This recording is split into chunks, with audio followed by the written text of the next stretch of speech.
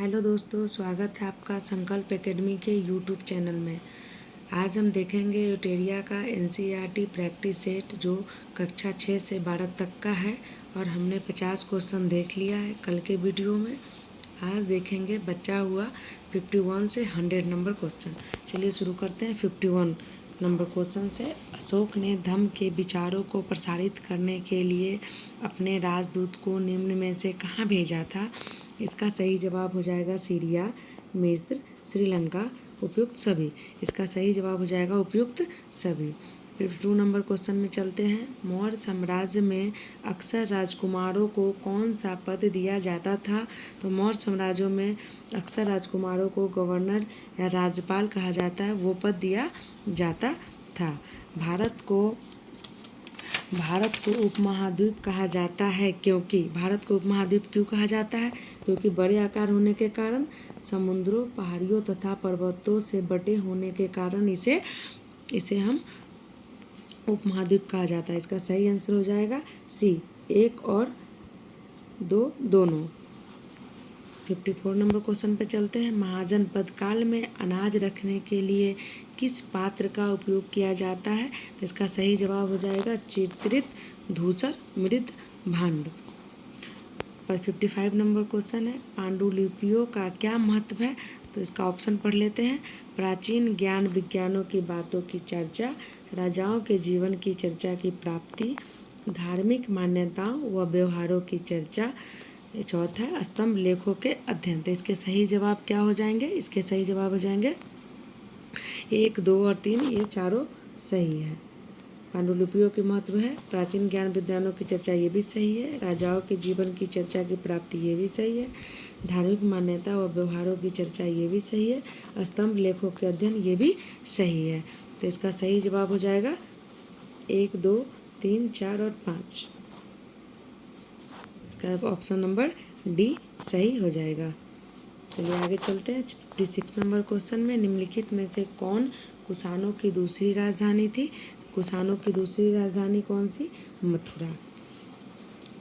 57 में अरिकामेडु नामक प्राचीन पत्तन निम्नलिखित में से कहाँ स्थित है? इसका सही आंसर हो जाएगा पुदुचेरी में स्थित है। 58 में चलते हैं। जातक कथाओं का संकलन निम्नलिखित में से किसके द्वारा किया गया? तो ये किया गया है बौद्ध अनुयायियों के द्वारा किया गया है। आते हैं 59 में। दक्षिण भारत तमिल क्षेत्र में बड़ी भूस्वामियों को क्या कहा जाता था? तो बड़ी भूस्वामियों को बेल्ला कहा जाता था। अब आते हैं 56 नंबर क्वेश्चन में। 60 नंबर क्वेश्चन में अफगानिस्तान से प्राप्त होने वाले कंधार अभिलेख के संबंध में निम्नलिखित कथनों पर विचार करें। कथन क्या कह रहा है? कथन 1 में कह रहा है अभिलेख पर अशोक शासक का आदेश उत्कीर्ण करवाया गया। ऑप्शन बी कह रहा है इसे ब्राह्मी भाषा में लिखा गया है। तो इसका सही जवाब हो जाएगा केवल 1। इसका सही जवाब हो जाएगा केवल 1। इस अभिलेख पर अशोक शासक का आदेश उत्कीर्ण करवाया गया है। इसका सही जवाब हो जाएगा केवल 1। 61 नंबर क्वेश्चन पे आते हैं। इस क्वेश्चन क्या बोल रहा है? पुरातात्विक स्रोतों के संबंध में निम्नलिखित में से कौन सी चीज़ें शामिल हैं? तो ये कौन सी चीज़ें शामिल है? अभिलेख शामिल है, मिट्टी के बर्तन शामिल है, जानवरों की हड्डियाँ शामिल है, धातु शामिल है, औजार शामिल है, आभूषण शामिल है। इसीलिए इसका सही जवाब हो जाएगा ऑप्शन नंबर सी, 1, 2, 3, 4, 5 और 6। चलिए आगे क्वेश्चन की ओर चलते हैं। प्रारंभिक मानव आखेटक खाद्य संग्राहक के रूप में एक जगह से दूसरी जगह क्यों घूमते थे? तो ये देखिए क्यों घूमते थे। एक जगह रुकने के कारण वहाँ के फल, वृक्ष तथा जानवरों को खाकर समाप्त कर देते थे। शिकार ढूंढने के कारण, मवेशी का चारा ढूंढने के कारण, मौसम बदलने के कारण। तो इसका सही जवाब क्या हो जाएगा? इसका सही जवाब हो जाएगा ऑप्शन नंबर सी। इसका ऑप्शन नंबर हो जाएगा डी। ऑप्शन नंबर डी हो जाएगा। हम आते हैं 63 नंबर क्वेश्चन पे। 63 नंबर क्वेश्चन क्या बोल रहा है? आहत सिक्के के संदर्भ में निम्नलिखित कथनों पर विचार कीजिए। आहत सिक्के सामान्यतः आयताकार, वर्गाकार या गोलाकार होते थे। आहत सिक्के को सामान्यतः ढालकर बनाया जाता था, या यह सिक्के चांदी या तांबे के विभिन्न आकृतियों के होते थे। तो इसका सही जवाब क्या हो जाएगा? इसका सही जवाब हो जाएगा आहत सिक्के को सामान्यतः ढालकर बनाया जाता था। तो केवल 2 इसका सही जवाब हो जाएगा। 64 नंबर क्वेश्चन पे चलते हैं। मथुरा के अभिलेखों में निम्न में से किनका उल्लेख मिलता है? तो मथुरा के अभिलेखों में से किसका अभिलेख मिलता है? तो ये सुनारों का भी मिलता है, लोहार एवं बुनकरों का मिलता है, टोकरी एवं मालों का मिलता है। तो ये उपयुक्त सभी इसके सही जवाब हो जाएंगे। 65 नंबर है। संगमकालीन व्यापार के संदर्भ में निम्नलिखित में से कौन सा कथन सही नहीं है? इसमें सही नहीं है क्वेश्चन कह रहा है। तो ये क्या हम ऑप्शन पढ़ते हैं? व्यापारियों सामान को ले जाने के लिए केवल समुद्री मार्ग का प्रयोग करते थे। दक्षिण भारत सोना, मसाले, खासतौर पर काली मिर्च तथा कीमती पत्थरों के लिए प्रसिद्ध था। दक्षिण भारत में रोम से व्यापार के प्रमाण स्वरूप अनेक रोमन सिक्के मिले हैं। इनमें से कोई नहीं। तो इसके सही जवाब क्या है? ये बोला गलत कथन को चुनने के लिए बोल रहा है, तो यही है इसका गलत क्वेश्चन। तो सही जवाब हो जाएगा व्यापार ही सामान को ले जाने के लिए केवल समुद्री मार्गों का प्रयोग करते थे।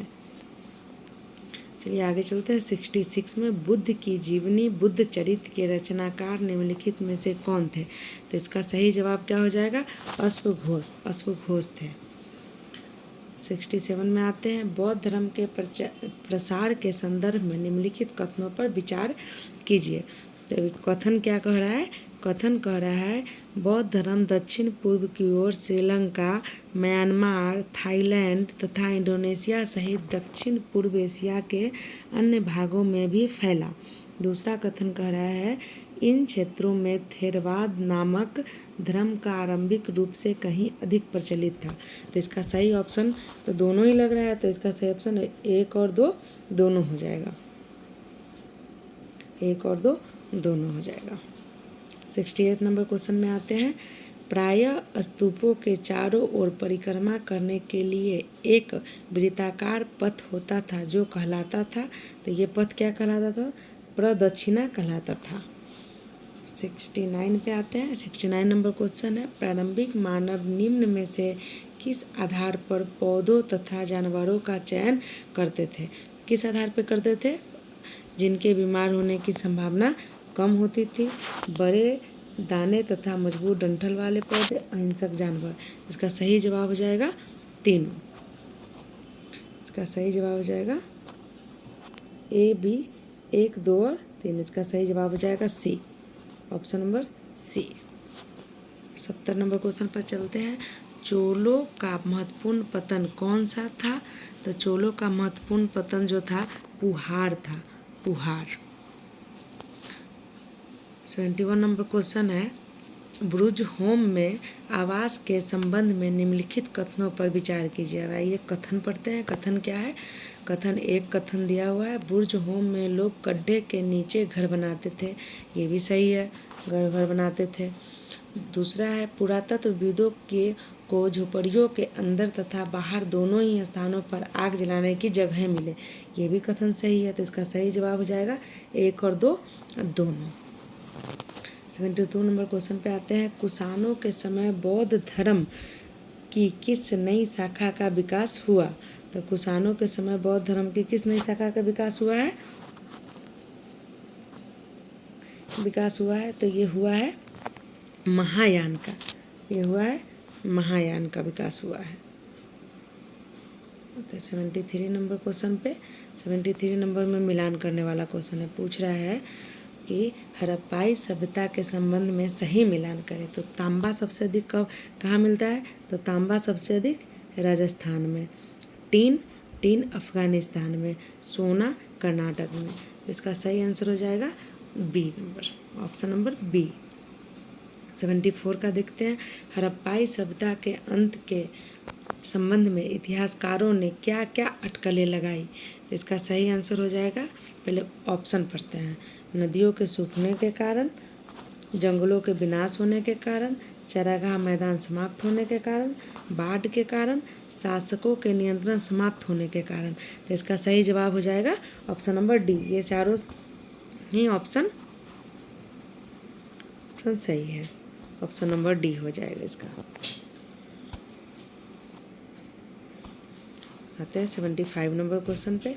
हड़प्पा सभ्यता के अंत होने का क्या परिणाम हुआ? तो इसका परिणाम क्या हुआ पढ़ते हैं। हड़प्पाई नगरों, इसका परिणाम क्या हुआ 75 का पढ़ते हैं। हड़प्पाई नगरों को लोगों ने छोड़ दिया, ये भी सही है। मुहूर्त लेखनों तथा बाटों का प्रयोग बंद हो गया, ये भी सही है। कच्चे माल का आयात घट गया, ये भी सही है। नए वस्तुओं की संख्या बढ़ गई, तो इसका सही जवाब हो जाएगा ये सब सही है, चारों सही है, तो इसका सही जवाब हो जाएगा ऑप्शन नंबर 4 डी।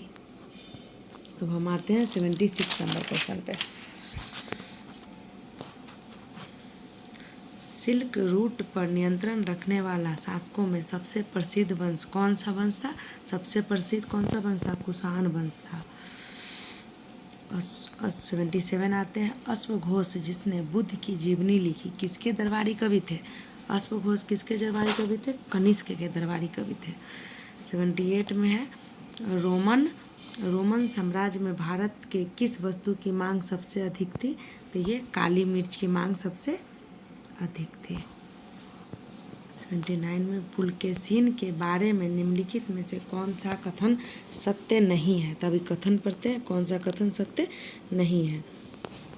ऐहोल शिलालेख पुलकेशिन द्वितीय विजय का वर्णन करता है, ये तो सही है।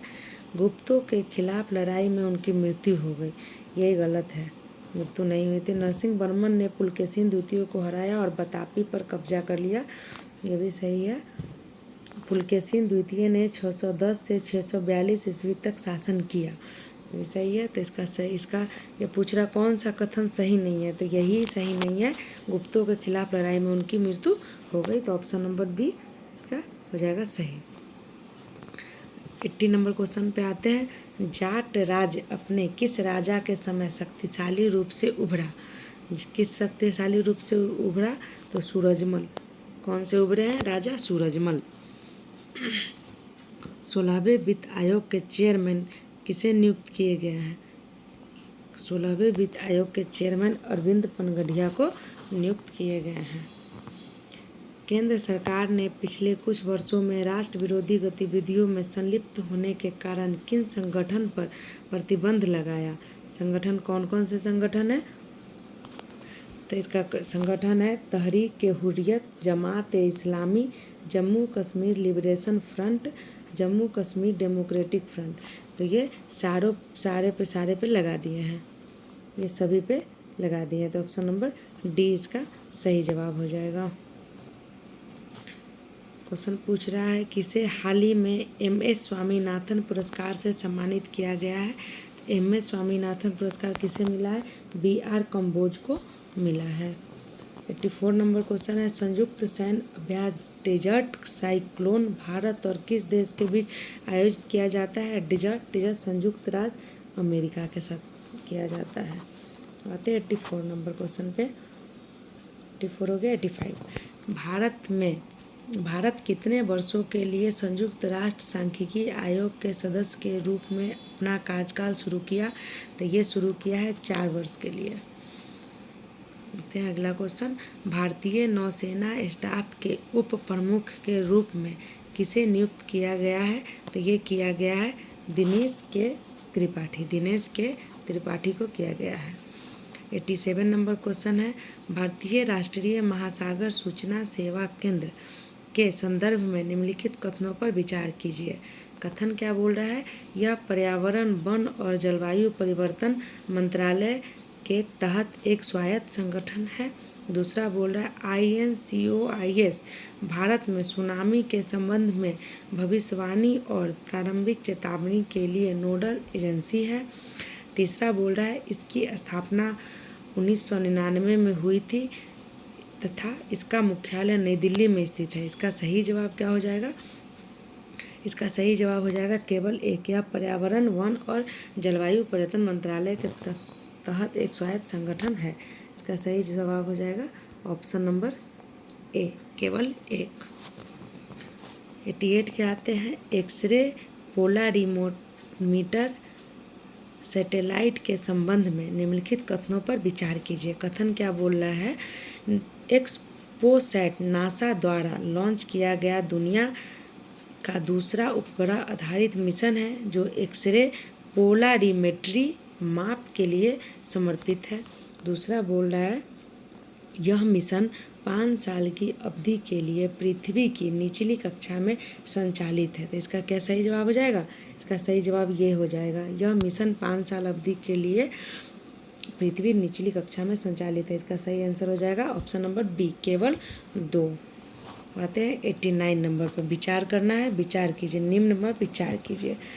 वस्तुओं और सेवाओं में व्यापार, निवेश, बौद्धिक संपदा अधिकार, ई कॉमर्स। क्वेश्चन क्या है? उपयुक्त में से कितने क्षेत्रीय व्यापक आर्थिक भागीदारी समझौते में शामिल है? तो ये कौन सा शामिल है? ये चारों शामिल है। ये चारों शामिल है। वस्तुओं और सेवाओं में व्यापार, निवेश, बौद्धिक संपदा अधिकार, ई कॉमर्स, ये चारों शामिल है। आते हैं 90 नंबर क्वेश्चन। 90 नंबर क्वेश्चन क्या बोल रहा है?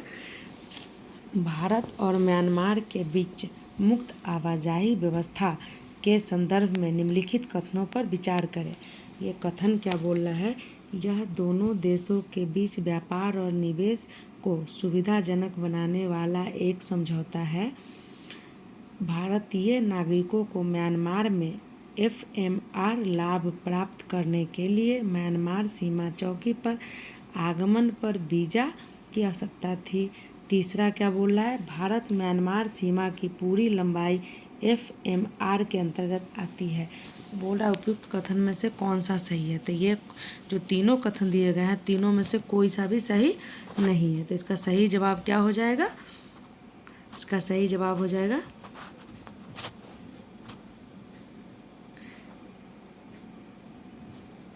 कोई भी नहीं। इसका सही जवाब हो जाएगा कोई भी नहीं।